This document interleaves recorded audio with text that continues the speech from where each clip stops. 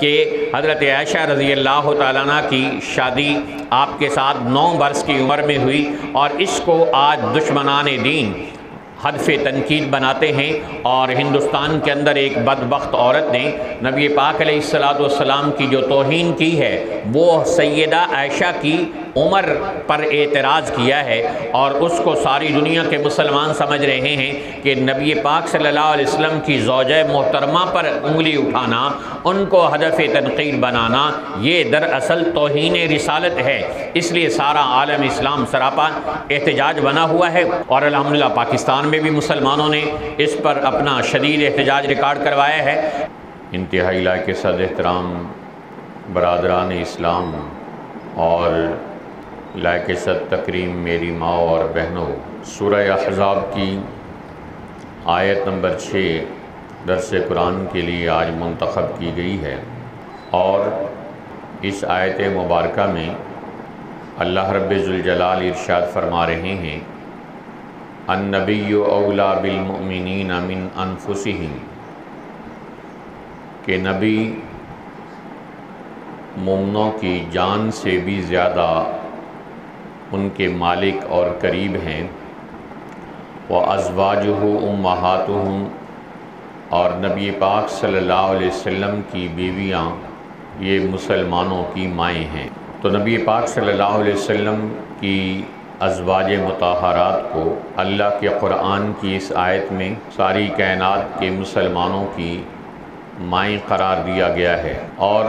یہ آپ کو معلوم ہے کہ ارشاد خداوندی ہے، لَقَدْ كَانَ لَكُمْ فِي رَسُولِ اللَّهِ أُسْوَةٌ حَسَنَةٌ، کہ رسول پاک صلی اللہ علیہ وسلم کی ذات گرامی مسلمانوں کے لیے اسوہ حسنہ ہے، اور زندگی کے ہر موڑ کے لیے آپ صلی اللہ علیہ وسلم ساری امت کے لیے ایک قابل تقلید نمونہ ہیں، اور ایک آئیڈیل ہستی ہیں۔ سفر ہو یا حضر، کھانا ہو یا پینا، اور ازدواجی زندگی کے معاملات ہوں یا معاشرتی زندگی کے پہلو، ایک ایک عمل نبی پاک صلی اللہ علیہ وسلم کا امت کے لیے سنت اور آئیڈیل کی حیثیت رکھتا ہے۔ ایک صحابی رسول تھے حضرت عبداللہ بن عمر رضی اللہ تعالیٰ عنہ، وہ آپ صلی اللہ علیہ وسلم جو بات بھی ارشاد فرماتے اس کو لکھ لیا کرتے تھے، چاہے وہ ناراضگی کی حالت میں ہوتی، غصے کی حالت میں، یا نارمل موڈ میں۔ تو صحابہ کرام نے ان کی خدمت میں عرض کیا کہ آپ صلی اللہ علیہ وسلم کی وہ باتیں تو لکھ لیا کرو جو نارمل موڈ میں ہوتی ہیں،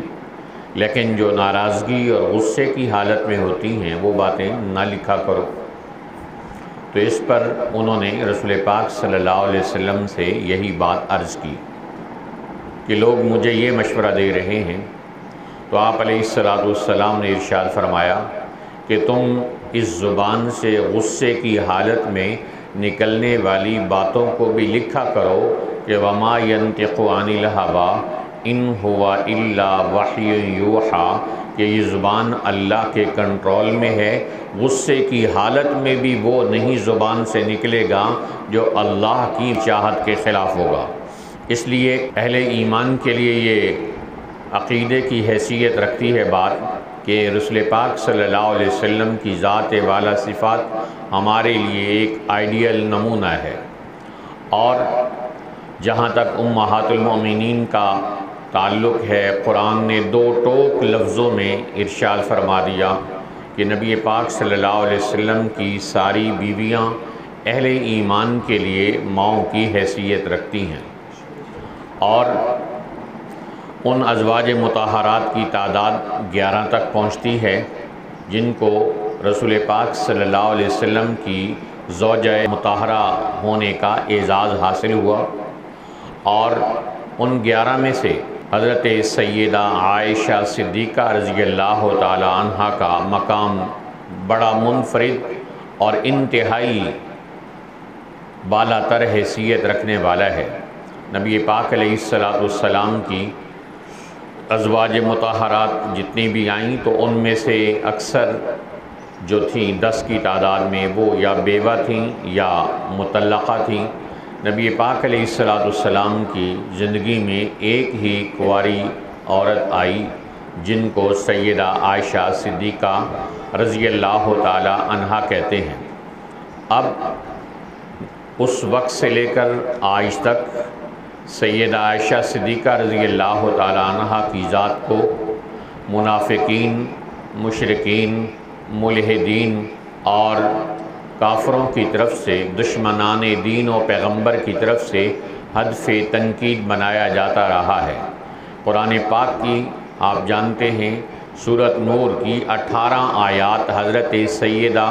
عائشہ صدیقہ رضی اللہ تعالی عنہا کی پاک دامنی اور طہارت کی گواہی کے طور پر اتر کر ہمیشہ کے لیے قرآن کا حصہ بن گئی۔ تو معلوم ہوا کہ اس وقت سے حضرت سیدہ عائشہ صدیقہ رضی اللہ تعالی عنہا کی مقدس شخصیت کو کافروں نے، منافقوں نے ہدف تنقید بنایا، اور اللہ نے ہمیشہ کے لیے ان کی صفائی اتار کر بتا دیا کہ نبی پاک صلی اللہ علیہ وسلم کی زوجہ محترمہ اور آپ کی عزت پر، ناموس پر بات کرنے والے آسمان پر اور چاند پر تھوکنے والوں کی طرح ہے کہ چاند پر تھوکنے والوں کا تھوکا ہوا ان کے اپنے منہ پر آ کر گرتا ہے۔ تو 1400 سال کا سفر یہ جاری رہا، اور آج ہم دیکھتے ہیں کہ ہندوستان میں ایک بدبخت عورت اٹھ کر پھر سیدہ عائشہ رضی اللہ تعالی عنہا اور ان کی نکاح کی عمر کو ہدف تنقید بناتی ہے، اور اس پر سارا عالم اسلام سراپا احتجاج بن جاتا ہے کہ نبی پاک صلی اللہ علیہ وسلم کی عزت اور ناموس کے ساتھ کھلواڑ کیا جا رہا ہے۔ سیدہ عائشہ رضی اللہ تعالی عنہا پر انگلی اٹھانے کا مطلب نبی پاک صلی اللہ علیہ وسلم کی ذات پر انگلی اٹھانا ہے، اور سیدہ عائشہ رضی اللہ تعالی عنہا کو ہدف تنقید بنانا یہ توہین رسالت کے زمرے میں آتا ہے، اور اسی پر آپ دیکھ رہے ہیں اس وقت پورا عالم اسلام سراپا احتجاج بنا ہوا ہے۔ اور کیوں نہ احتجاج کریں کہ ہماری مقدس ترین ماں کی ناموس پر اور ہمارے پیغمبر کی عزت پر کافر انگلی اٹھائیں اور مسلمان خاموش بیٹھے رہیں؟ یہ کیسے ہو سکتا ہے؟ اس لیے 1400 سال سے منافقین، مشرکین، ملحدین یہ گھٹیا حرکت کرتے چلے آ رہے ہیں، اور اب بھی کی گئی ہے۔ سوشل میڈیا کا چونکہ اب زمانہ ہے، ادھر حضرت عائشہ رضی اللہ تعالی عنہ نکاح کی عمر کو ایک ہندو عورت ہدف تنقید بناتی ہے، اور سوشل میڈیا پر ایک بحث چھڑ جاتی ہے، اور کمزور ایمان مسلمان بھی جن کو عطا ہوتا ہے نہ پتہ اور نہ دین کی کوئی معلومات ہوتی ہیں، وہ بھی اس میں خواہ میں کود پڑتے ہیں اور الٹا اپنا ایمان اور عقیدہ خراب کر بیٹھتے ہیں۔ تو آج کے درس کے لیے بھائی الیاس صاحب کے مشورے کے ساتھ ہم نے اس موضوع کو ہی عنوان بنایا کہ اس وقت وہ کچے اذہان جو سوشل میڈیا کا شکار ہو کر سیدہ عائشہ رضی اللہ تعالیٰ عنہ کے نکاح کی عمر کے حوالے سے غلط فہمیوں کا شکار ہو رہے ہیں، تو ان کا کانسیپٹ کلیئر کرنے کے لیے آج کا عنوان منتخب کیا گیا کہ حضرت عائشہ رضی اللہ تعالیٰ عنہ کی شادی کتنی عمر میں رسول پاک صلی اللہ علیہ وسلم کے ساتھ ہوئی، اور اس کا پس منظر کیا تھا، اور اس میں کیا کیا حکمتیں پوشیدہ تھیں، اور اسی طرح اس کے کیا کیا اثرات مرتب ہوئے، اور کیا اس عمر کے اندر شادی کا ریکارڈ اس زمانے میں تھا یا نہیں تھا، اور آج اس کو ایک عجیب بات کیوں سمجھا جا رہا ہے۔ ان سارے پہلوؤں پر انشاءاللہ آج کے درس میں ہم مختصر طور پر روشنی ڈالنے کی کوشش کریں گے۔ آئیے سب سے پہلے بیک گراؤنڈ دیکھتے ہیں کہ سیدہ عائشہ صدیقہ رضی اللہ تعالیٰ عنہ کس طرح رسول پاک صلی اللہ علیہ وسلم کے گھر میں آئیں اور آپ کی عزت اور آپ کی ناموس کا حصہ بن گئی۔ آپ جانتے ہیں کہ نبی پاک صلی اللہ علیہ وسلم نے 25 سال کی عمر میں 40 سالہ حضرت سیدہ خدیجہ رضی اللہ تعالیٰ عنہ سے شادی کی، اور ان کے ساتھ جوانی کا حصہ گزار دیا، شباب کا بہترین حصہ ان کے ساتھ گزارا، اور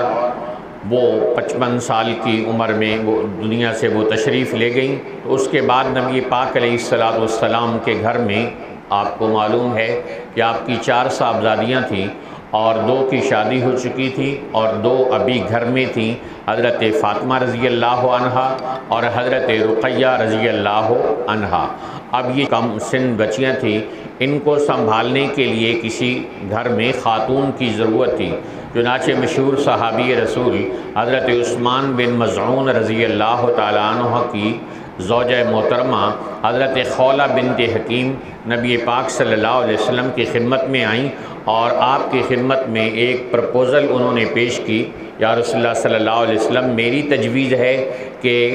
گھر کے اندر کوئی عورت ہونی چاہیے جو بچیوں کا خیال رکھ سکے، ان کی تربیت کر سکے، ان کی پرورش کر سکے اور آپ کا زندگی کا سہارا بھی بن سکے۔ تو آپ علیہ السلام نے پوچھا کیا کوئی ایسا رشتہ ہے؟ تو انہوں نے عرض کیا جی بالکل، ایک کنواری لڑکی کا رشتہ بھی ہے اور ایک بیوہ کا رشتہ ہے۔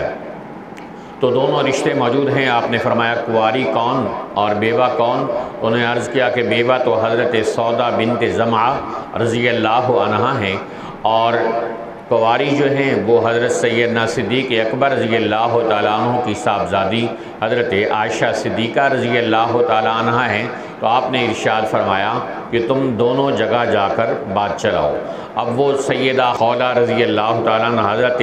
زینب بنت زمعہ کے پاس آئیں اور ان سے آ کر بات کی، تو وہ نبی پاک صلی اللہ علیہ وسلم کے ہم عمر تھیں، تقریباً 55 سال کے قریب ان کی عمر تھی۔ تو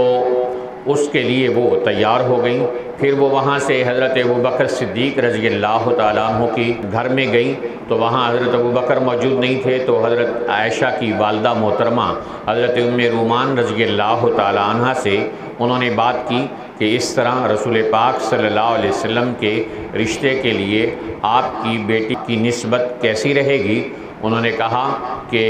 بہت اچھا، لیکن ان کے والد محترم آ جائیں تو پھر بات کر لینا۔ تو پھر جب صدیق اکبر رضی اللہ تعالیٰ عنہ تشریف لائے تو حضرت خولہ نے ان سے بات کی، تو انہوں نے حضرت ابوبکر صدیق رضی اللہ تعالیٰ عنہ نے 2 باتیں ارشاد فرمائی۔ ایک یہ کہ ہم اس کی نسبت مسلمان نہیں ہوئے تھے اس وقت، جبیر بن مطعم کے ساتھ کر چکے ہیں، اور دوسرا یہ ہے کہ حضور پاک صلی اللہ علیہ وسلم تو میرے بھائی ہیں، اور عرب سوسائٹی میں، معاشرے میں بھائی کی بیٹی کے ساتھ نکاح کو تو حرام تصور کیا جاتا ہے، تو آپ میری بیٹی کے ساتھ نکاح کیسے کریں گے؟ تو حضرت خولہ نے یہ بات جا کر رسول پاک صلی اللہ علیہ وسلم کی خدمت میں عرض کی۔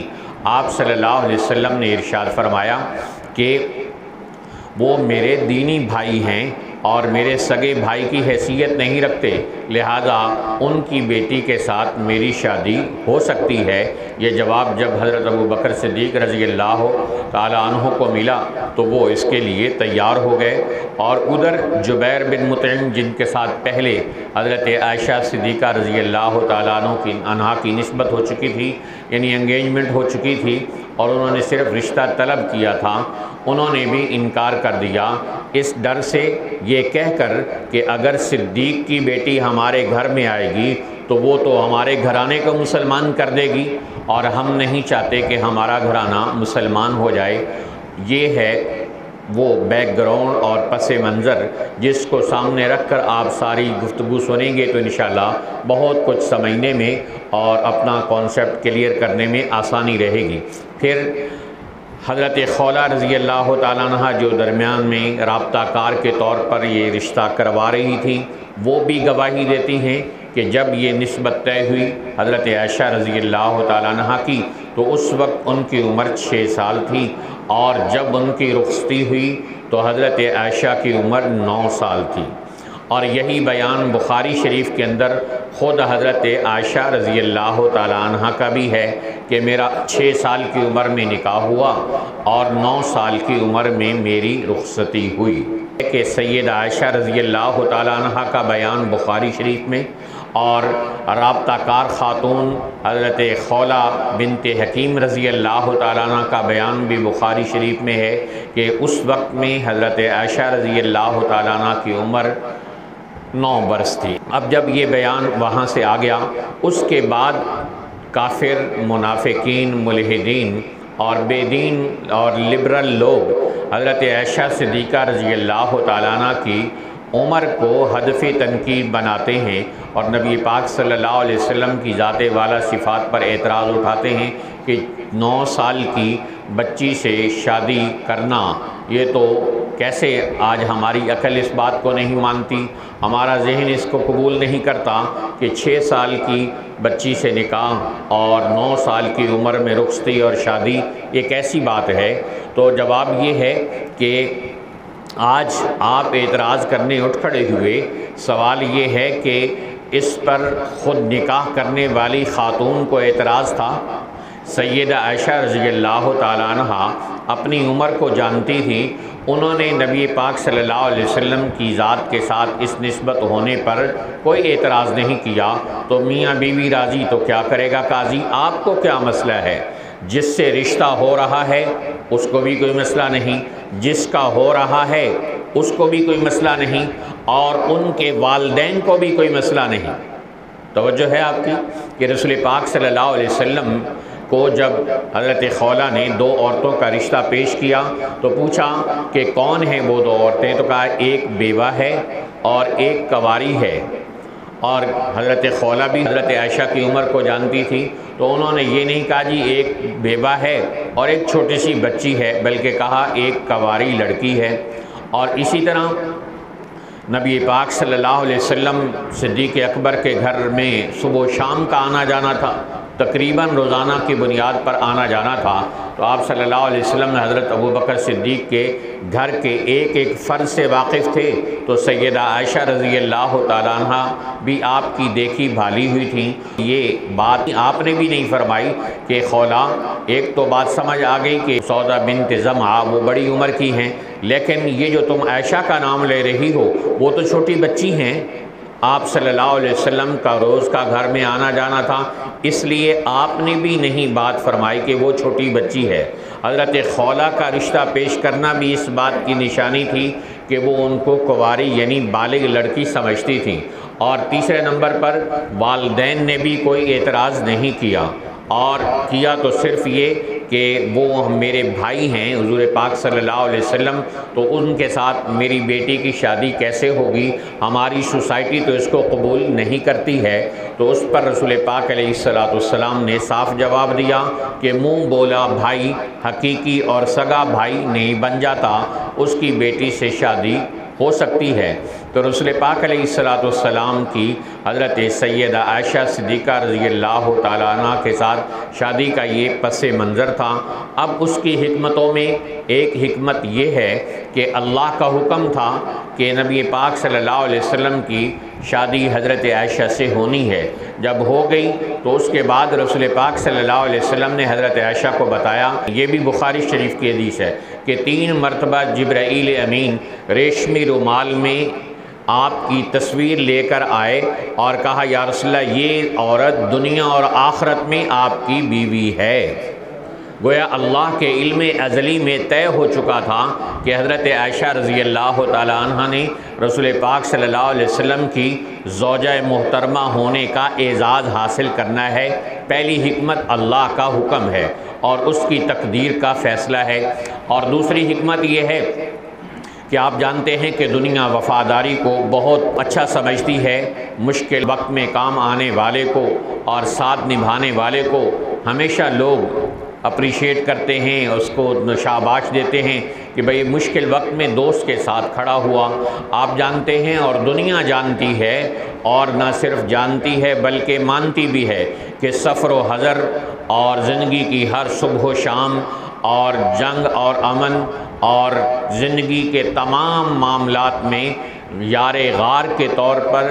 اور یار مزار کے طور پر حضرت ابوبکر صدیق رضی اللہ تعالیٰ عنہ نبی پاک صلی اللہ علیہ وسلم کی زندگی کا حصہ رہے اور ان کے ساتھ جڑے رہے، تمام مشکلات اور قربانیوں سے گزرے جن سے رسول پاک علیہ السلام گزرے، اور اپنی تمام جان، اپنا تمام مال اور اپنی تمام حیات نبی پاک صلی اللہ علیہ وسلم کے نام کر دی۔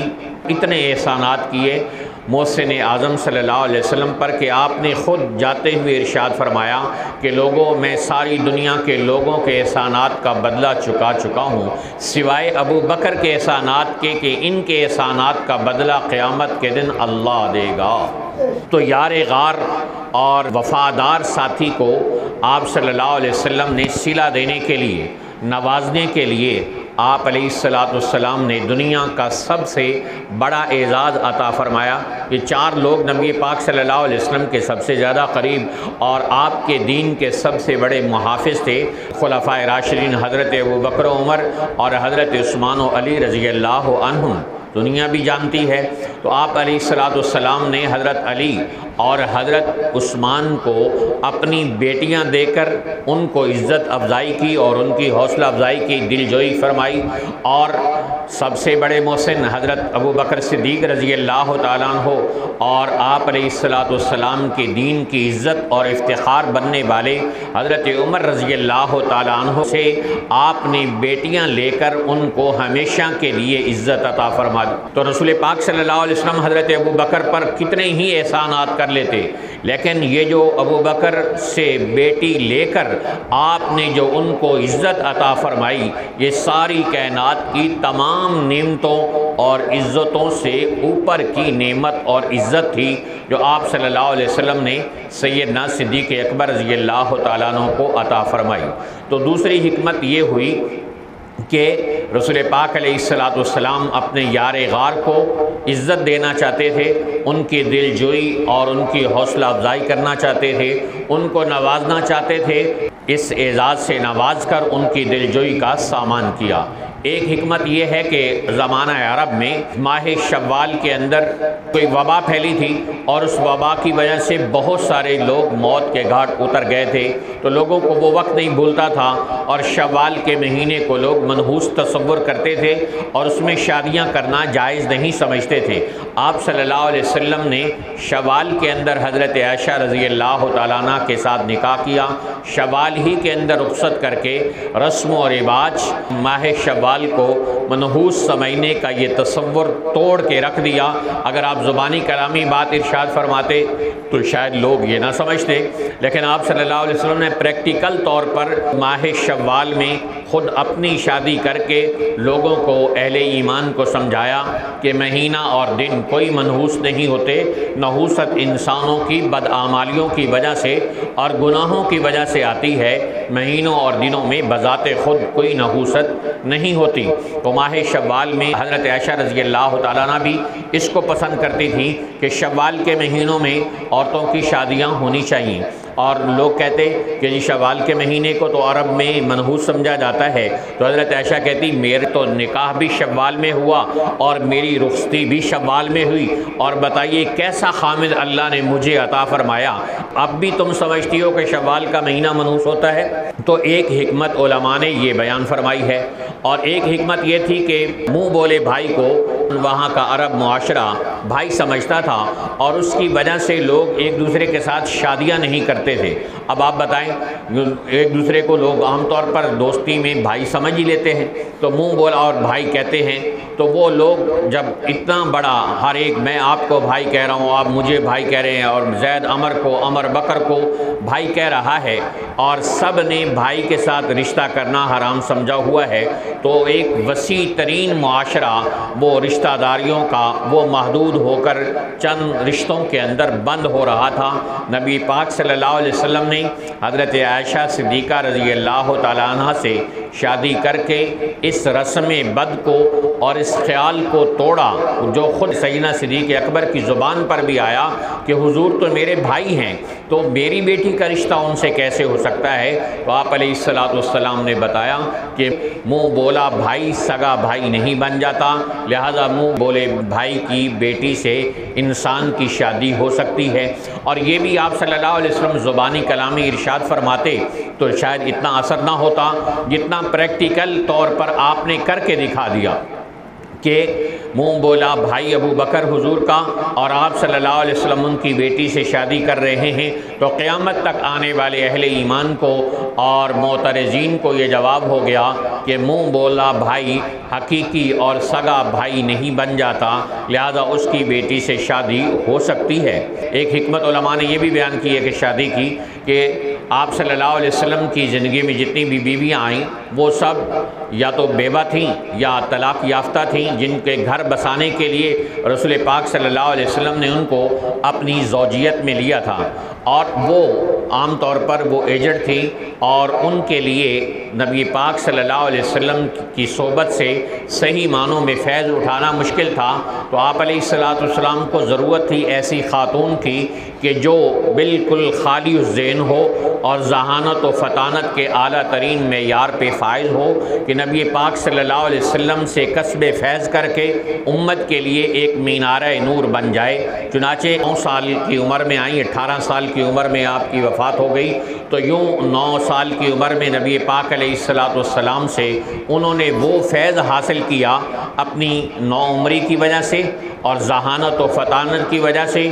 جو کوئی اور زوجہ محترمہ حاصل نہیں کر سکتی تھی۔ چنانچہ آپ دیکھ لیں کہ صحابہ کرام میں احادیث کے اندر مکثرین ان صحابہ کو کہا جاتا ہے کہ جن سے 1000 سے زیادہ احادیث روایت کی گئی ہوں، اور وہ صرف 7 صحابہ ہیں جن میں 6 مرد ہیں اور 7ویں سیدہ عائشہ صدیقہ رضی اللہ تعالی عنہا کی ذات والا صفات ہے، اور ان سے 1000 حدیث نہیں، 1000 حدیث ہو تو اس کو مکثر راوی کہا جاتا ہے، یعنی ان سے بہت زیادہ حدیث روایت ہیں، لیکن حضرت عائشہ صدیقہ رضی اللہ تعالی عنہا تو 2210 احادیث نبی پاک صلی اللہ علیہ وسلم کی روایت کر کے امت کو دے کر گئی ہیں۔ تو حضرت ابو ہریرہ رضی اللہ تعالیٰ عنہ کے بعد سب سے زیادہ احادیث کی روایت کرنے والی حضرت عائشہ صدیقہ رضی اللہ تعالیٰ عنہ ہے۔ 350 صحابہ کرام اور تابعین اور صحابیات حضرت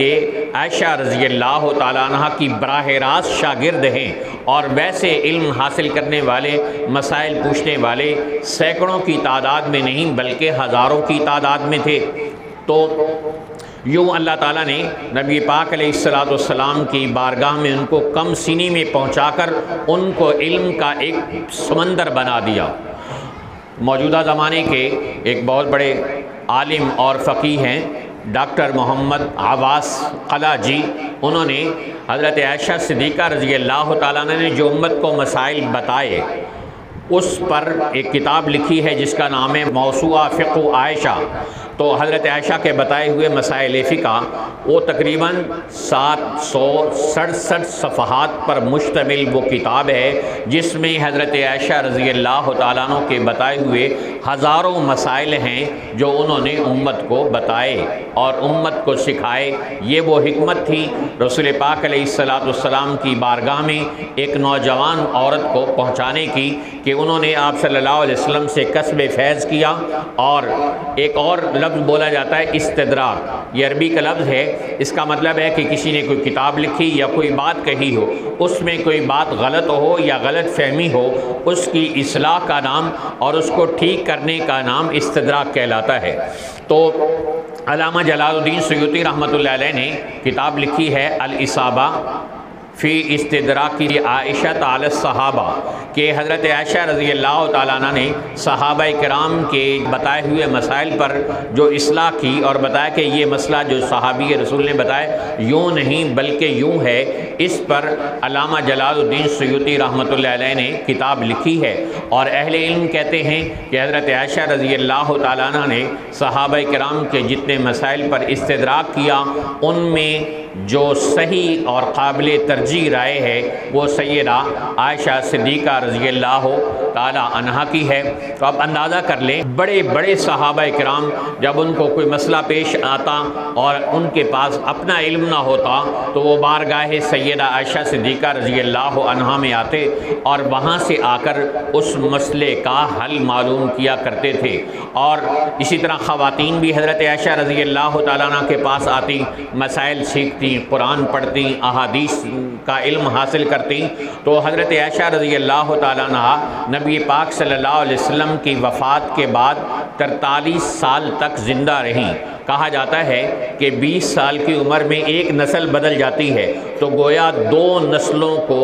علم قرآن اور حدیث کے علم سے اور دینی تعلیم و تربیت سے حضرت سیدہ عائشہ صدیقہ رضی اللہ تعالی عنہا نے مالا مال کیا۔ اور اسی طرح ہم دیکھتے ہیں کہ صاف علماء کہتے ہیں کہ اگر علم دین کے 4 حصے کیے جائیں تو 3 حصے علم جو ہے وہ سیدہ عائشہ رضی اللہ تعالیٰ عنہ کے واسطے سے امت کو نصیب ہوا ہے۔ خاص طور پر خانگی زندگی کے معاملات اور گھریلو مسائل اور ازدواجی تعلقات کے حوالے سے جو مسئلے مسائل پیش آتے ہیں، ان تمام کا حل سیدہ عائشہ صدیقہ رضی اللہ تعالیٰ عنہا کی بارگاہ سے امت کو موصول ہوا، اور نبی پاک صلی اللہ علیہ وسلم کی باقی ازواج مطہرات میں سے صرف حضرت ام سلمہ رضی اللہ تعالیٰ عنہا ہیں جن سے 300 کے قریب احادیث روایت ہیں، اور باقی کوئی زوجہ محترمہ ایسی نہیں کہ جنہوں نے اس حد تک نبی پاک صلی اللہ علیہ وسلم سے علم اخذ کیا ہو اور پھر اس فیضان کو لٹایا اور تقسیم کیا ہو۔ تو گویا ایک حکمت یہ تھی کہ کم سن اور ذہین اور فتین بچی نبی پاک صلی اللہ علیہ وسلم کے حرم میں داخل ہو، اور پھر حضور پاک علیہ السلام اپنا سارا علم ان کے اندر منتقل کر دیں، اور وہ سیدہ عائشہ رضی اللہ تعالیٰ عنہ کی ذات والا صفات کے علاوہ کوئی اور نہیں بن سکتی تھی۔ اس لیے سیدہ عائشہ رضی اللہ تعالیٰ عنہ کو رسول پاک علیہ السلام کے حرم میں اللہ نے پہنچایا۔ استاد بہت قابل ہے، استاد علم و عمل کا سمندر ہے، استاد فصاحت و بلاغت کا امام ہے، استاد علم کا بہتا ہوا دریا ہے، یتفجر العلم من جوانبہ، اس کے روئے روئے سے علم پھوٹتا ہے، لیکن آگے علم حاصل کرنے والے کے اندر استعداد ہی نہ ہو، ایکسیپٹ کرنے والے کے پاس وہ قابلیت اور صلاحیت ہی نہ ہو، استاد کیا کر لے گا؟ استاد کیا کر لے گا؟ تو حضرت عائشہ صدیقہ رضی اللہ تعالیٰ عنہ کا انتخاب اس لیے کیا گیا کہ ان میں وہ صلاحیت اور قابلیت تھی کہ انہوں نے نبوت کے علوم کو اپنے اندر سمیٹ لیا، سما لیا، اور فصاحت و بلاغت اور خطابت تقریر کے اندر بھی علماء کرام لکھتے ہیں کتابوں میں کہ حضرت عمر رضی اللہ تعالیٰ عنہ اور حضرت علی رضی اللہ تعالیٰ عنہ کے بعد خطابت میں تیسرے نمبر پر نمبر آتا ہے سیدہ عائشہ صدیقہ رضی اللہ تعالیٰ عنہ کا۔ تو خطابت، فصاحت و بلاغت اور قوت حافظہ اور سخاوت اور یہ تمام اخلاقی صفات کا حضرت سیدہ عائشہ رضی اللہ تعالیٰ عنہ مجموعہ بن گئیں۔ تو یہ حکمت تھی نبی پاک صلی اللہ علیہ وسلم کے گھر میں ایک کم سن بچی کے لانے کی، کہ وہ سفید کاغذ ہوتا ہے اور کم سن بچی جو بات آپ پڑھاتے چلے جائیں وہ ایکسیپٹ کرتی چلی جاتی ہے اور اس کو سنبھالتی چلی جاتی ہے۔ تو یہ چند حکمتیں بتائیں۔ پہلے حضرت عائشہ رضی اللہ تعالیٰ عنہ کی شادی کا بیک گراؤنڈ اور پس منظر آپ کی خدمت میں عرض کیا، اور پھر حضرت عائشہ رضی اللہ تعالیٰ عنہ کے آپ کے گھر میں آنے کی چند حکمتیں آپ کی خدمت میں پیش کی ہیں۔ اب ہم آتے ہیں آج کی گفتگو کے تیسرے پہلو کی طرف کہ حضرت عائشہ رضی اللہ تعالیٰ عنہ کی شادی آپ کے ساتھ 9 برس کی عمر میں ہوئی، اور اس کو آج دشمنان دین ہدف تنقید بناتے ہیں، اور ہندوستان کے اندر ایک بدبخت عورت نے نبی پاک علیہ السلام کی جو توہین کی ہے وہ سیدہ عائشہ کی عمر پر اعتراض کیا ہے، اور اس کو ساری دنیا کے مسلمان سمجھ رہے ہیں کہ نبی پاک صلی اللہ علیہ وسلم کی زوجہ محترمہ پر انگلی اٹھانا، ان کو ہدف تنقید بنانا، یہ دراصل توہین رسالت ہے۔ اس لیے سارا عالم اسلام سراپا احتجاج بنا ہوا ہے، اور الحمدللہ پاکستان میں بھی مسلمانوں نے اس پر اپنا شدید احتجاج ریکارڈ کروایا ہے۔ تو یہ معاملہ ہے کہ اب سیدہ عائشہ رضی اللہ تعالیٰ عنہ کی اس 6 سال کی عمر میں نکاح اور 9 سال کی عمر میں رخصتی، اس کو ذہن قبول کیوں نہیں کرتا؟ آج کا ذہن ہم اس کو 1400 سال کے پہلے ذہن اور معاشرے پر کیوں جا کر فٹ کر دیتے ہیں؟ 1400 سال پہلے کا معاشرہ تو چھوڑ دیجئے، ہمارے سفید ریش بزرگ یہاں موجود ہیں، پارٹیشن سے پہلے اور پارٹیشن کے بعد پاکستان میں، ہندوستان میں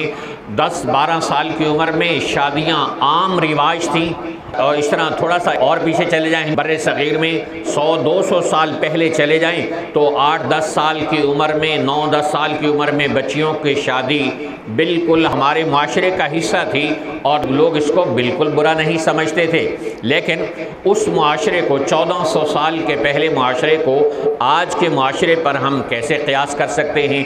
ہر ملک کے حالات، ہر ملک کا رواج اور ہر ملک کا ہر علاقے کا عرف الگ ہوتا ہے۔ ہم ان ساری چیزوں کو اپنے بر صغیر کے خطے پر اور مغربی تہذیب کے آئینے میں چیزوں کو دیکھنے کے مسلمان جب سے عادی بن گئے تو انہوں نے اپنے ہی نبی کی ذات کو اور اپنے ہی اسلام پر بھی انگلیاں اٹھانے والوں کا ساتھ دینا شروع کر دیا، اور ساتھ نہ دیا تو کم از کم اپنے ذہن خراب کر لیے۔ یار بات تو ٹھیک ہے، 9 سال کی عمر میں شادی، 9 سال کی عمر میں تو بچیاں کھیل رہی ہوتی ہیں۔ بندگان خدا، سوال یہ ہے کہ جو بچی 9 سال کی عمر میں آ رہی ہے اس کو اعتراض نہیں، اس کے والدین کو اعتراض نہیں، رشتہ کرانے والی کو پتہ ہے کہ بچی بالغ ہے، اور اسی طرح رسول پاک صلی اللہ علیہ وسلم صدیق اکبر کے گھر میں صبح و شام آتے جاتے تھے۔ آپ کو معلوم ہے کہ حضرت عائشہ کی عمر کیا ہے، تو جب ان حضرات کو اعتراض نہیں تو ہم کون ہیں اعتراض کرنے والے؟ نمبر 1۔ نمبر 2 یہ ہے کہ کیا قرآن نے اور حدیث نے اور سائنس نے اس بات کو منع کیا ہے کہ 9 سال کی عمر میں شادی کرنا منع ہے؟ قرآن میں کہیں یہ نہیں لکھا، حدیث میں کہیں یہ نہیں لکھا، اور سائنس نے کہیں یہ ثابت نہیں کیا کہ 9 سال کی عمر میں شادی کرنا ناجائز ہے اور غلط ہے۔ ہم قرآن میں دیکھتے ہیں کہ قرآن کہتا ہے اذا بلغ النکاح، کہ بالغ ہو جائے لڑکی تو وہ شادی کے قابل ہو جاتی ہے۔ تو حضرت عائشہ رضی اللہ تعالیٰ عنہ یقیناً 9 سال کی عمر میں بالغ ہو چکی تھی، اس لیے نکاح تو ہوا 6 سال کی عمر میں اور رخصتی ہوئی 9 سال کی عمر میں۔ اس کا مطلب ہے کہ یہ 3 سال کا ٹائم پیریڈ جو گزارا گیا یہ ان کے بالغ ہونے کا انتظار کیا گیا۔ اور اسی طرح ہم دیکھتے ہیں کہ اس معاشرے میں یہ عام رواج تھا، یہ عام رواج تھا۔ رسول پاک علیہ السلام کی ذات نے، اس حدیث کے راوی بخاری اور مسلم میں جو حدیث آتی ہے، اس حدیث کے راوی ہیں حضرت عروہ، انہوں نے خود اپنی شادی یعنی ایسی لڑکی سے کی جس کی عمر 9 سال تھی۔ اور اسی طرح ہم دیکھتے ہیں کہ صحابی رسول حضرت عبداللہ بن عمرو بن عاص رضی اللہ تعالیٰ عنہ کہتے ہیں کہ میں اپنے باپ سے صرف 11 سال چھوٹا ہوں، 11 سال چھوٹا ہوں۔ مشہور صحابی ہیں اور حضرت عبداللہ بن عمرو بن عاص، وہ کہتے ہیں کہ میرے والد عمرو بن عاص مجھ سے صرف 11 سال بڑے ہیں۔ اس کا مطلب ہے 9-10 سال کی عمر میں ان کے والد صاحب کی شادی ہو گئی، اس لیے وہ اپنے باپ سے صرف 11 سال چھوٹے۔ اور اسی طرح ہم دیکھتے ہیں کہ حضرت امیر معاویہ رضی اللہ تعالیٰ عنہ نے اپنی صاحبزادی کی شادی منذر بن حکیم سے 9 سال کی عمر میں کر دی۔ تو یہ شادیوں کا وہاں عام رواج تھا۔ امام بخاری رحمۃ اللہ علیہ نے لکھا ہے کہ ایک عورت ایسی بھی پائی گئی کہ جو 21 سال کی عمر میں دادی بن گئی، اور اس سے بھی عجیب بات امام دار قطنی رحمۃ اللہ علیہ نے سنن دار قطنی اپنی کتاب میں لکھا ہے کہ ایک عورت ایسی بھی پائی گئی جو 18 سال کی عمر میں نانی بن گئی، کہ جب اس کی شادی ہوئی تو 9 سال کی عمر میں، اور پھر اس کی بیٹی کی شادی ہوئی وہ 9 سال کی عمر میں۔ تو 18 سال کے اندر اگر عورت نانی بن سکتی ہے اور امام بخاری کے بقول 21 سال کی عمر میں دادی بن سکتی ہے، تو اس کا مطلب ہے کہ یہ اس سوسائٹی کا ایک عام رواج تھا جو میں نے آپ کو چند واقعات بتائے۔ کہ اسی طرح رسول پاک علیہ السلام کی اپنی صاحبزادی حضرت رقیہ رضی اللہ تعالیٰ عنہ، جن کا نکاح حضور صلی اللہ علیہ وسلم نے حضرت عثمان کے ساتھ کیا، ان کی عمر بھی 10 سال تھی، تو حضور علیہ السلام اپنی بیٹی کی شادی بھی 10 سال میں کر رہے۔ اور اسی طرح ہم دیکھتے ہیں کہ حضرت عمر رضی اللہ تعالیٰ عنہ جب بالکل اولڈ ایج ہو گئے، بوڑھے ہو گئے، اس وقت میں ان کے دل میں خیال پیدا ہوا کہ حضور صلی اللہ علیہ وسلم کی ایک حدیث ہے کہ قیامت کے دن سارے رشتے ناتے ٹوٹ جائیں گے سوائے میرے رشتے اور ناتے اور حسب اور نسب کے۔ تو یہ بات ذہن میں رکھ کر حضرت عمر رضی اللہ تعالیٰ عنہ نے کہا کہ میرا آل رسول کے ساتھ کوئی رشتہ اور نسبت ہونی چاہیے تاکہ قیامت کے دن حضور کے ساتھ میرا حشر ہو سکے۔ اس بات کو لے کر انہوں نے حضرت ابو بکر حضرت علی رضی اللہ تعالیٰ عنہ کی خدمت میں عرض کی کہ آپ ہمیں اپنی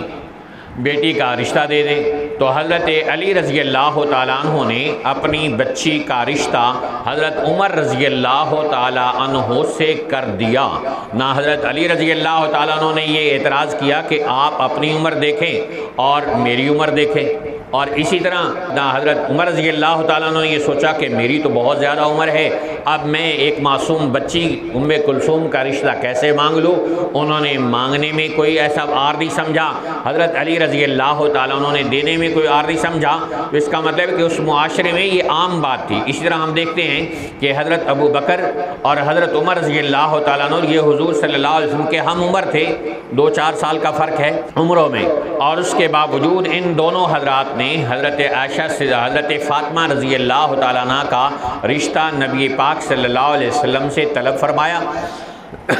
تو کیا یہ حضرت فاطمہ کی عمر کو نہیں جانتے تھے؟ جانتے تھے، اور اپنی عمر یہ تھی کہ وہ خود دونوں حضور پاک صلی اللہ علیہ وسلم کے ہم عمر تھے، اس کے باوجود انہوں نے حضور پاک صلی اللہ علیہ وسلم سے حضرت فاطمہ کا رشتہ طلب کیا۔ اور نبی پاک صلی اللہ علیہ وسلم کی حدیث ہے کہ میں نے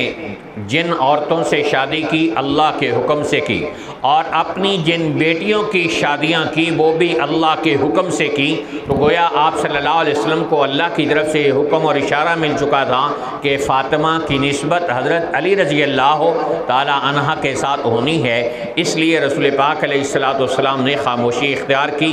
اور ان دونوں حضرات کو نہیں دیا رشتہ۔ تو یہ ذہن میں رہے کہ انہوں نے رشتہ مانگا ضرور، حالانکہ یہ دونوں جانتے تھے کہ ہم تو حضور صلی اللہ علیہ وسلم کے ہم عمر ہیں اور ہم آپ سے آپ کی بیٹی کا رشتہ طلب کر رہے ہیں۔ تو یوں سمجھیے کہ اس معاشرے میں یہ بات عام تھی، اور پھر بالغ ہونے میں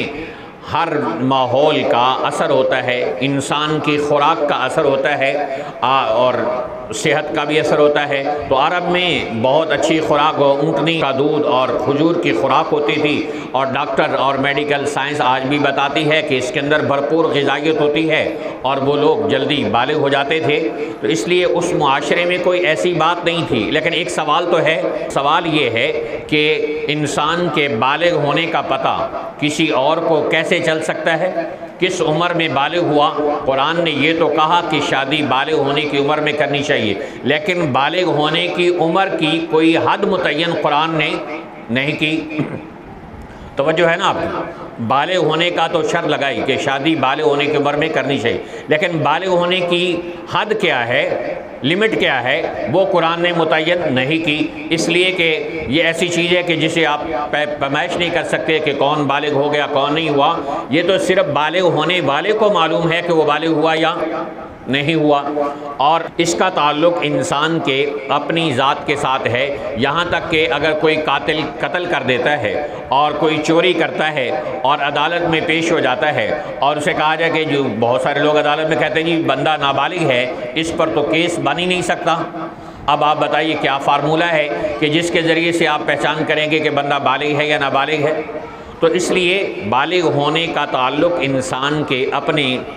پہچان کے ساتھ ہے، اس کا کوئی فارمولہ کوئی متعین طور پر نہیں دیا گیا، یعنی عمر کی کوئی حد اور لمٹ مقرر نہیں کی گئی کہ اتنی عمر ہو جائے تو انسان بالغ ہو جاتا ہے۔ اور اسی طرح عاقل ہونے کا معاملہ تو اس سے بھی آگے کا ہے کہ بچی مچور ہونی چاہیے، بچی سمجھدار تو ہونی چاہیے، پھر اس کی شادی کی عمر ہونی چاہیے۔ سوال یہ ہے کہ مچور ہونے کا کیا معیار ہے، کیا پیمانہ ہے، کیا کرائٹیریا ہے آپ کے پاس، کیا تھرمامیٹر ہے کہ جس سے آپ اندازہ کر لیں کہ بچی اب عاقل ہو گئی ہے؟ بعض لوگوں کو عقل 70 سال کی عمر میں بھی نہیں آتی، لوگ کہتے ہیں نا کہ 70 سال کی عمر میں بھی نہیں آتی، اور فارسی کا ایک مقولہ ہے کہ سمجھداری کا تعلق انسان کی عمر کے ساتھ نہیں، انسان کی عقل کے ساتھ ہے۔ تو یوں کہا جا رہا ہے کہ بعض لوگ 18 سال کی عمر کراس کر کے بھی عاقل نہیں ہوتے، اور بعض 50 سال کی عمر کراس کر کے بھی عقل ان کو نہیں آتی۔ آپ دیکھتے ہیں بہت سارے لوگ معاشرے میں ایسے رہتے ہیں کہ جن کو عقل شعور ان کا کام نہیں کرتا، اور بعض ایسے ہوتے ہیں کہ جو 12-14 سال کی عمر میں اور چھوٹے چھوٹے، جسے ہمارے اردو میں کہا جاتا ہے ہونہار بروا کے چکنے پات، چھوٹی عمر میں ماشاءاللہ ایسی ذہانت و فطانت کا مظاہرہ کرتے ہیں۔ آج کے بچے، چھوٹے چھوٹے بچے ایسے جواب دیتے ہیں، ایسی ایسی چیزوں کے بارے میں جانتے ہیں، اور خصوصاً کمپیوٹر کے بارے میں، لیپ ٹاپ کے بارے میں، ٹیب کے بارے میں، اور بہت ساری چیزوں کے بارے میں کہ والدین کو ان کی ہوا بھی نہیں لگی ہوتی۔ بہت ساری جگہوں پر والدین اپنے بچوں کا سوشل میڈیا واچ کرنے کی کوشش کرتے ہیں، بچے اس سے بھی ایڈوانس بنے بیٹھے ہیں، حالانکہ باپ کی تعلیم زیادہ ہے، باپ کی ایج عمر زیادہ ہے، باپ کی عقل زیادہ ہے، لیکن بچہ اس سے بھی آگے چلا گیا، تو اب آپ کیا کہیں گے یہ عقل نہیں ہوا؟ تو عقل کو پیمائش کرنے کا کوئی تھرمامیٹر آپ کے پاس نہیں ہے، نہ آئے تو یہ 70 سال 50 سال میں بھی نہ آئے تو یہ چند سال کا بچہ آپ کو گولیاں کراتا ہے، اور آپ حیران ہو جاتے ہیں کہ یہ بچہ ہر دفعہ کیسی فلم تیار کر لیتا۔ تو اس لیے سائنسی اعتبار سے اس چیز کو ثابت کرنا بہت مشکل ہے۔ کم عمری کی شادی سائنسی اعتبار سے بھی غلط نہیں ہے، جب یہ ثابت ہو گیا کہ انسان پہچان نہیں سکتا اپنی ذات کے علاوہ کہ کون کب عاقل ہوا، کون بالغ ہوا۔ صرف بالغ ہونے کا تو آدمی تھوڑا سا وہ بھی خود جج کرتا ہے جو بالغ ہوا ہو، اور عقل کا تعلق تو انسان کے اس کے ساتھ نہیں ہوتا کہ کوئی کہہ دے ماشاءاللہ اب یہ عاقل ہو گیا ہے، اب یہ میچور ہو گیا ہے، اب ایسا ہو گیا۔ بعض اوقات آپ سمجھتے ہیں بندہ میچور ہو گیا، بچی میچور ہو گئی، اور وہ ایسا کارنامہ سر انجام دیتی ہے، آدمی سر پکڑ کے رہ جاتا ہے، تمہاری عقل کام نہیں کرتی، یہ کیا کارنامہ سر انجام دے دیا تم؟ تو معلوم ہوا کہ جس کو آپ میچور سمجھ رہے تھے وہ میچور نہیں ہوا، اور جس کو آپ عقل مند سمجھ رہے تھے وہ بچی عقل مند نہیں ہوئی۔ ایسے بتانا کہ بالغ ہونے کی کوئی عمر اور حد مقرر نہیں کی قرآن نے۔ 1939 کے اندر مغرب کے ایک ملک کے اندر ایک لڑکی پیدا ہوئی، اور جس کی 5 سال عمر تھی، 5 سال عمر تھی، اس کے پیٹ میں درد ہوا، والدین نے سمجھا کہ اس کو رسولی ہوئی ہے، اور اس کو لے کر ڈاکٹر کے پاس پہنچے، ہاسپٹل گئے، تو ڈاکٹروں نے جو رپورٹ دی چیک کرنے کے بعد تو ماں باپ کے پاؤں تلے سے زمین نکال دی۔ انہوں نے کہا کہ بچی تو پریگننٹ ہے، وہ بچی حاملہ ہے، کیونکہ بچی حاملہ کا کیسے؟ اور اس بچی نے پھر ایک صحت مند بچی کو جنم دیا، صحت مند بچے کو جنم دیا، اور وہ بچہ بھی 40 سال زندہ رہا، اور وہ 1939 میں پیدا ہونے والی عورت آج بھی زندہ ہے جو 5 سال کی عمر میں بالغ بنی۔ ڈاکٹروں نے باقاعدہ ان کو چیک کر کے کہا کہ اس کے اندر جو بچہ پیدا کرنے کے، یعنی کہ ایسے بائی دی وے ہو گیا، اتفاقاً ہو گیا، کہا نہیں، اس کے اندر ایک بالغ عورت کے اندر جو اعضاء کی درستگی اور جو چیز ریکوائرمنٹ ہے بلوغت کی یا بچے کے پیدا کرنے کی، وہ تمام اس کے جسم کے اندر موجود تھی۔ اس کا مطلب یہ ہوا کہ وہ بچی کم از کم 3 سال کی عمر میں بالغ ہوئی، اور 5 سال کی عمر میں وہ پریگننٹ ہو کر بچہ پیدا کر گئی۔ 40 سال کی عمر گزار کے بچہ فوت ہوا، اور بچی آج بھی زندہ ہے۔ اس طرح ہمارے پاکستان میں 2021 میں اخبارات میں رپورٹ آئی کہ سمندر کے اندر کچھ لوگ زندگیاں گزارتے ہیں اور ماہی گیری کرتے ہیں، ساری زندگی وہاں گزار دیتے ہیں۔ تو وہاں ایک عالمہ نام کی خاتون، اس کا انٹرویو میڈیا پہ آیا، سوشل میڈیا پہ وائرل ہوا، یوٹیوب پر بھی موجود ہے، کہ اس نے کہا کہ میری شادی 7 سال کی عمر میں ہوئی، اور 8 سال کی عمر میں میرا بچہ پیدا ہو گیا، اور میرے بچے الحمدللہ آج بھی زندہ ہیں، اور وہ تو شہروں اور گوٹھوں میں چلے گئے ہیں، میں اپنے خامن کے ساتھ اسی ٹوٹی پھوٹی کشتی کے اندر موجود ہوں، اور میرا تو جینا اور مرنا اسی سمندر کے پانی کے ساتھ ہے، مرنے کے بعد ہی شاید مجھے مٹی پہ جانا نصیب ہو اور کہیں قبر میں جا کے میں دفن ہوں۔ تو یوں اندازہ کر لیے کہ اتنی چھوٹی عمر میں تاریخ نے ریکارڈ کر کے بتایا کہ سب سے کم عمر 5 سال کی عمر میں بچی بالغ ہو گئی اور پریگننٹ ہو گئی۔ تو اس کا مطلب کیا ہوا کہ حضرت عائشہ رضی اللہ تعالیٰ عنہ کی عمر تو پھر ان سے 4 سال بڑی تھی، اور حضرت عائشہ رضی اللہ تعالیٰ عنہ 9 سال کی عمر میں جا رہی ہیں۔ تو معلوم ہوا کہ یہ کوئی ایسی بات نہیں ہے کہ جس کو ہم کہیں جی سائنس نہیں مانتی، بس سائنس کی بات نہیں ہے، سائنس نے ثابت کر دیا کہ بچی اس سے پہلے بھی بالغ ہو سکتی ہے، سائنس نے ثابت کر دیا بچی اس سے پہلے بھی پریگننٹ ہو سکتی ہے، سائنس نے ثابت کر دیا کہ پیدائش کے بعد بچی صحت مند بچے کو جنم دیتی ہے اور وہ بچہ زندہ رہتا ہے، اور ماں اب بھی زندہ دنیا میں موجود ہے، اور سوشل میڈیا پہ اور گوگل پہ اس کی تصویریں موجود ہیں۔ تو عرب معاشرے کے اندر یہ جو بات تھی تو وہ کوئی ایسی بات نہیں تھی کہ جی جس کو ہم کہیں جی یہ کیا بات ہے، 9 سال کی چھوٹی سی بچی سے شادی ہو گئی۔ مسئلہ یہ ہے کہ ہمیں یہ عجوبہ کیوں لگ رہا ہے، اس لیے کہ ہم غلام لوگ ہیں، ہم اس وقت مغرب غالب ہے اور اس کی غالب تہذیب جو ہمارا کانسیپٹ بناتی ہے اس کو جا کر ہم ایکسیپٹ کیے بیٹھے ہیں۔ 18 سال کی عمر میں پاکستان میں بھی قانون بن گیا اور مغربی ممالک میں بھی 18 سال سے کم عمر میں شادی نہیں کرنی۔ آپ بتائیے کہ 18 سال کی عمر میں جو قانون بنایا گیا ہے یہ صرف اور صرف احتیاطاً بنایا گیا ہے، اندازہ لگا کر انسانوں نے بنایا ہے، ورنہ ضروری نہیں کہ انسان 18 سال میں میچور ہو جائے اور اس میں بھی میچور نہ ہو تو پھر کیا کریں گے۔ اس لیے ہم دیکھتے ہیں کہ عرب معاشرے کے علاوہ خود دوسرے مذاہب میں بھی، یہودیوں میں آپ اور چھوڑ دیجئے، مسلمانوں کا عقیدہ کہ حضرت مریم سے حضرت عیسیٰ علیہ السلام پیدا ہوئے تو حضرت مریم کی شادی کسی سے نہیں ہوئی، براہ راست اللہ کے حکم سے حضرت عیسیٰ علیہ السلام پیدا ہوئے، یہ مسلمانوں کا قرآن میں عقیدہ ہے۔ لیکن عیسائیوں کے بعد فرقے یہ کہتے ہیں کہ حضرت عیسیٰ علیہ السلام بغیر باپ کے نہیں پیدا ہوئے، بلکہ حضرت مریم کی عمر جب 12 سال تھی اس وقت 99 سال کے جوزف نام کے آدمی سے حضرت مریم کی شادی ہوئی جس سے حضرت عیسیٰ علیہ السلام پیدا ہوئے۔ تم کس منہ سے مسلمانوں پر اور ان کی نبی پر اعتراض اٹھاتے ہو؟ تمہاری اپنی تاریخ تو یہ ہے کہ تم نے عیسیٰ علیہ السلام جیسے مقدس پیغمبر اور ان کی مقدس اور پاک دامن ماں پر یہ اعتراضات کیے ہوئے ہیں اور یہ کچھ اپنی مقدس کتابوں میں تم نے لکھا ہوا ہے۔ اور 1980 تک مغربی ممالک میں اور عیسائیوں کے ہاں شادی کی اوسط عمر 9 سے 12 سال کے درمیان تھی، اور آج بھی کیلیفورنیا کے اندر 10 سال کی 9 سال کی عمر میں بچیوں کی شادیاں کر دیتے ہیں۔ اور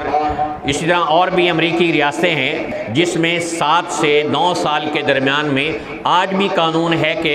شادی کر دی جاتی ہے۔ اب امریکہ کی مختلف ریاستوں میں شادی کے لیے مختلف عمر مقرر کی گئی ہے، تو اس کا مطلب یہ ہوا کہ تم لوگ اپنے لیے تو عمروں کا الگ الگ تعین کرتے ہو اور مسلمانوں کے مقدس نبی پر آ کر انگلیاں اٹھاتے ہو، تمہیں زیب دیتا ہے؟ انسان اپنے دامن کو دیکھے، جس کا اپنا کپڑا خراب ہو، جس کا اپنا دامن داغدار ہو، جس کا اپنا کپڑا کرتا پھٹا ہوا ہو، وہ دوسرے کے کرتے پہ انگلی کیسے اٹھا سکتا ہے؟ اور یہ عیسائیت کا حال ہے، یہی یہودیت کا حال ہے کہ عیسائیوں نے اور یہودیوں نے پادریوں کو کہا ہوا تھا کہ تم اپنی شادیاں 9 سے 12 سال کی عمر میں کر سکتے ہو، 7 سال کی عمر میں بھی شادیاں کر سکتے ہو۔ تو یہودی اور عیسائی 7 سال سے لے کر 12 سال کی عمر تک شادیاں کرتے رہے، اور آج بھی ان کے یہ قوانین امریکہ کی مختلف ریاستوں میں موجود ہیں، گوگل کر کے آپ بھی دیکھ سکتے ہیں۔ اور اس کے بعد جب ہم دیکھتے ہیں یہاں ہندو جو آج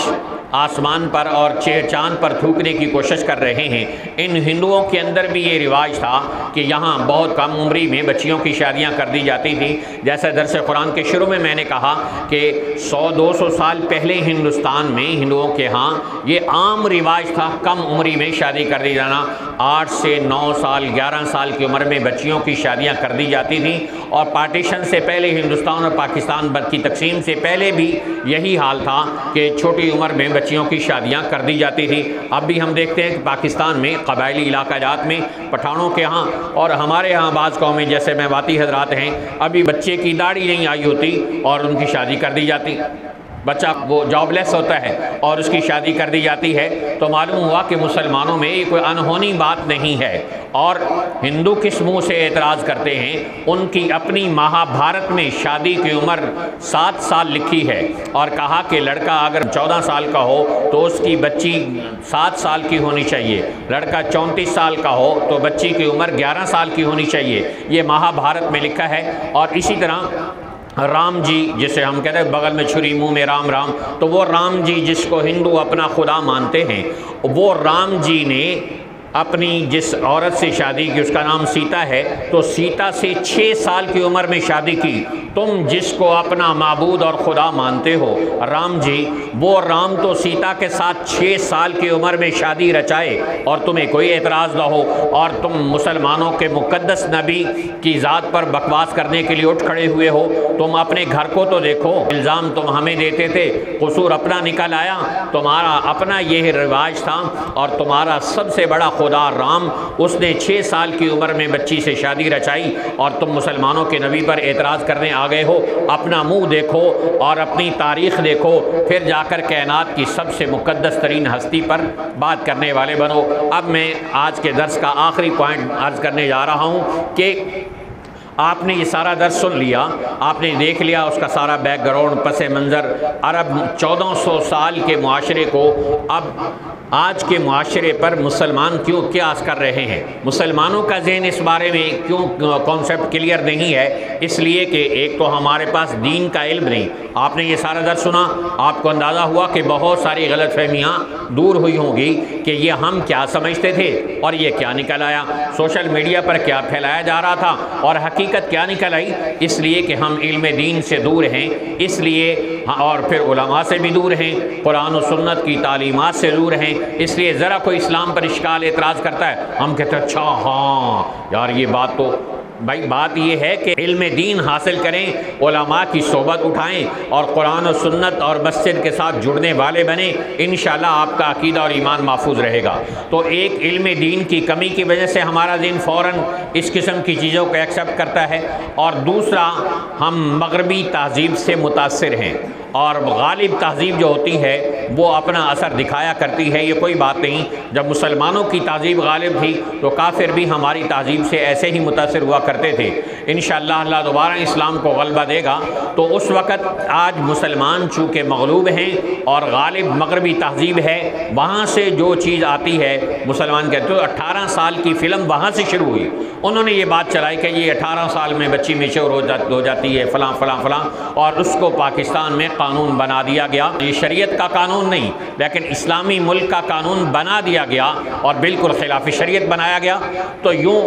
اس کو ہم اس لیے قبول کرتے ہیں، دوسری وجہ کہ ہم ہیں مغلوب اور مغربی تہذیب سے متاثر، جو چیز وہاں سے آتی ہے چاہے وہ غلط ہو ہمارا ذہن قبول کرتا ہے کیونکہ ہم غلامانہ ذہنیت کے مالک ہیں۔ اور تیسری چیز اس بات کو قبول کرنے کی وجہ کہ ہم عقل پرست بن گئے، حالانکہ مسلمان تو عقل پرست نہیں ہوتا۔ اب جس ہندو عورت نے حضرت عائشہ کی شادی پر اعتراض اٹھا کر توہین رسالت کا ارتکاب کیا ہے، اسی عورت نے اسی بیان میں حضور پاک صلی اللہ علیہ وسلم کی معراج پر اور آپ کی براق کی سواری کا بھی مذاق اڑایا ہے اور توہین رسالت کا ارتکاب کیا ہے۔ تو کئی براق کی سواری جہاز تو اب آئے تو اس وقت مسلمانوں کا نبی براق پر بیٹھ کر کیسے چلا گیا؟ توبہ نعوذ باللہ۔ اب یہ کہ عقل پرستی کہ جی عقل نہیں مانتی، عقل نہیں مانتی، تو وہ ہندو عورت بھی تو یہی بکواس کیے جا رہی نا کہ اس کی عقل نہیں مانتی کہ جہاز کے بغیر براق کیا تھا اور وہ کیسے آسمانوں پہ لے کے گیا، اور 9 سال کی عمر میں ایک بچی سے کیسے مسلمانوں کے نبی نے شادی کر لی۔ اور تو یہ ہے عقل پرستی۔ تو عقل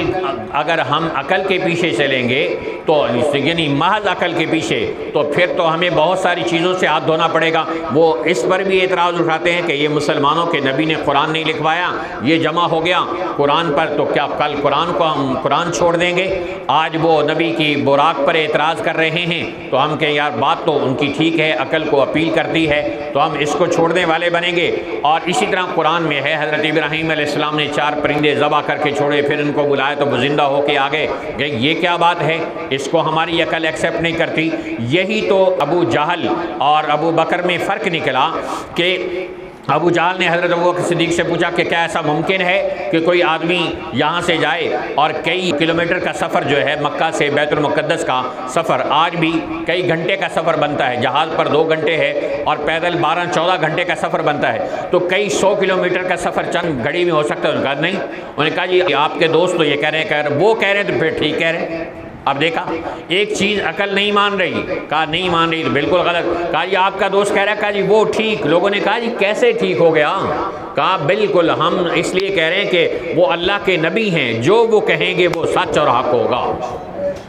وہ حق اور سچ ہوگا۔ تو اس لیے کہ یہ عقل یہ نہیں مانتی، عقل یہ نہیں مانتی، عقل تو بہت ساری چیزوں کا انکار کرتی ہے۔ کہ ہم اس بات کو سمجھیں کہ عقل پرستی کی وجہ سے ہم قرآن و سنت سے کہیں معروم نہ ہو جائے۔ میں بھی سوشل میڈیا پہ دیکھتا ہوں لوگ ایسے ایسے کمنٹس کرتے ہیں کہ خطرہ لاحق ہو جاتا ہے کہ ان بندگان خدا کا ایمان بھی بچا ہے کہ نہیں بچا۔